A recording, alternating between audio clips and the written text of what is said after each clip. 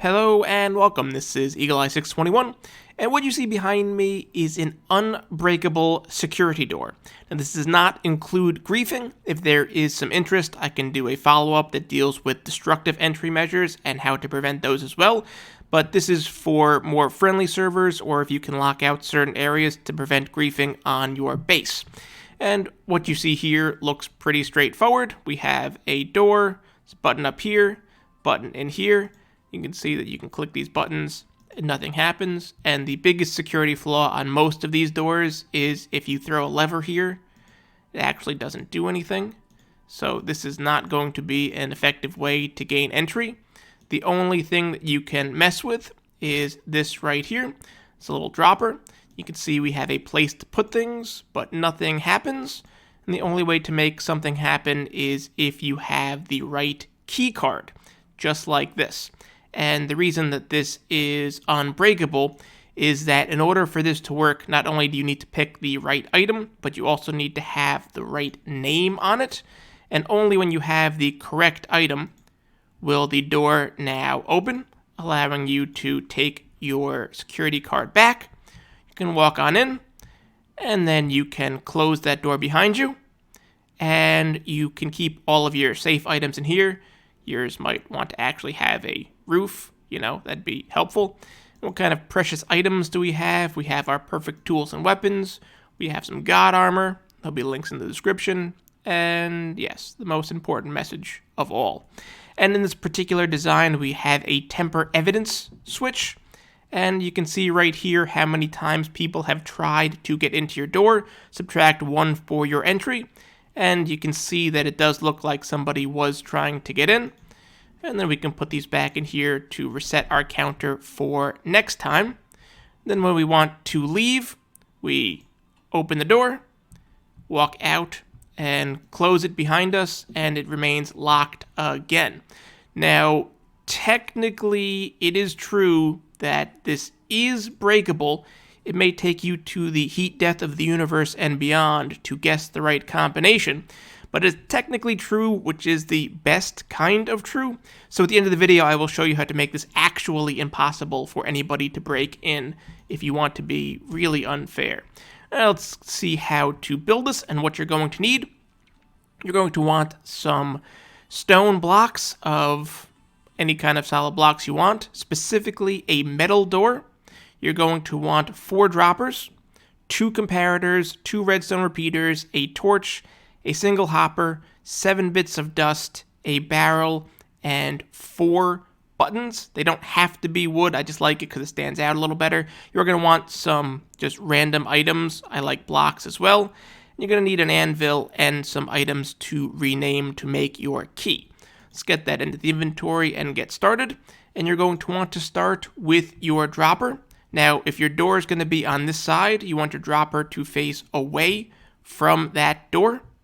And we can put our hopper facing directly into there. Now we can work on a little bit of spacing. So let's get some of these buttons out. And we know there's going to be a button right here. And you do want everything to be exactly 1 block away. So on the redstone, you're going to want to have an air gap. So just like this. Now from this hopper, you're going to want to have a comparator reading out of it. And then we can get some more of our stone and come all the way around back here and put our redstone just like this.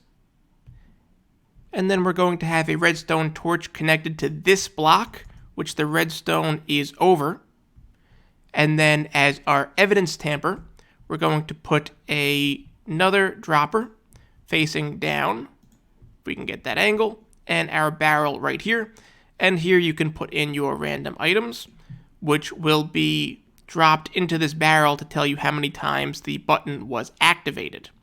Now we can continue our redstone dust here, and I said 7, so we have 4 just like that. So we're going to do 5, 6, and 7, some quick counting with Eagle-Eye621, and put our repeater just like that. And that's going to be on no delays. We want that to feed into a solid block, just like this. so that we can put another one on top, and we can put our droppers, one facing up like this, and one facing down just like that, with a comparator coming out of the bottom one into another solid block. And we're going to put a single item in the bottom, just like this. And that's going to turn this comparator on, so we know our door is going to be right next to that. And you want to put your door in at an angle so that it is closed when this is powered. And that's how you stop the entry of them just turning on the door. The door is actually technically opened, even though it is blocking the area. Now we can add a couple more buttons. We're going to want a button down here and a button just like that. We're going to want to put one more block just like this, and then the last one just like that with a repeater facing into that. And this block right here that it's connected to has the other button. So now we have our setup, which is actually completed, except for adding our key. So you're going to need to take that anvil, and let's drop it down here somewhere. And you're going to want to pick an item at random. I kind of like these doors because they look like key cards, and rename them all the same thing. Something important, maybe if you haven't gotten the message yet, something very important, which you should all do. I'm going to copy that so I can add it to 5 more, and this will give me 1 extra key. You can add more items here if you want more keys. Now we're going to break this, although we don't really have to. We're going to go to this hopper, and we want to fill all of the slots. It is important that all of the slots be filled, and then we put our extra stack just like that. And that way, if you add a random item to this, it can't go into the hopper. Nothing happens. You can take that back out. But when we put our key card in there, now that allows the door to open. And we remember to take our key back before we leave. We can walk in. And then we hit this top one to relock this door, accessing all of our special areas in our safe room. When it's time to leave, we can open the door and then close it behind us. And this is impossible to break in. Now, we did say to make it technically impossible, there was one other thing you can do. And sure enough, let's go through the very unsecured roof and talk about how to make it actually impossible. And that is with the use of these books. Now, in order to make a key card to match it, it has to be able to stack. So you can see that if I pull these out just like this, and let's pull all of these items out and replace them with our books. And again, you do need to make that full. You can see that if you have too many, it will automatically spit them back out into your dropper. So in order for us to be able to open the door, and let's close this again, you need to have something that will be able to stack with these books. So something that's exactly the same as our other thing, but has a different name. You can see one has a space in it, the other doesn't. And as you can see, these ones here do not have a space. If we try and add one that does not have a space and click it through, nothing happens. You need the space. So again, it's not just the item that you have to worry about, it's what's written in the book. But more importantly, I'll close that again and grab my key. If you see right here, this is created by Eagle Eye 621.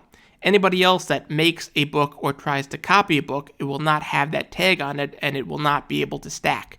So it is technically impossible for anybody to even be able to generate the same key that you have because their player tag is different, meaning that they can guess all they want, but it is impossible for them to ever be able to break into this security.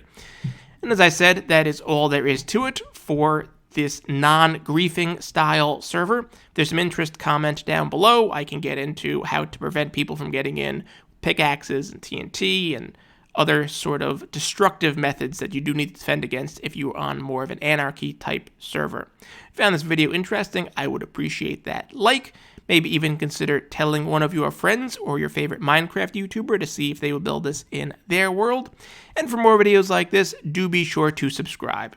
Thanks for stopping by.